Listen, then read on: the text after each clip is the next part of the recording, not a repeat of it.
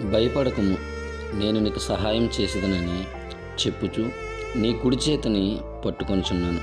యెషయా గ్రంథము 41వ అధ్యాయము 13వ వచనము. ప్రియమైన దేవుని బిడ్డలారా, ఈ లోకంలో మనల్ని అనేక మంది తృణీకరించవచ్చు.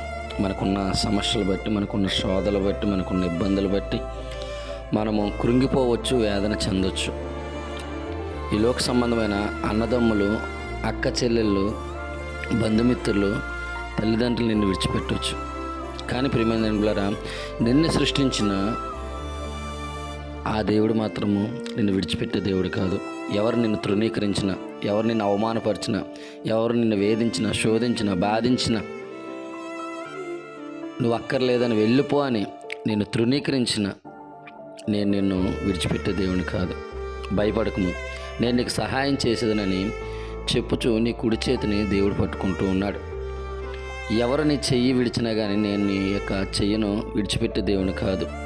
ఎవరు నిన్ను తృణీకరించినా కానీ నేను నిన్ను తృణీకరించే దేవుని కాదు.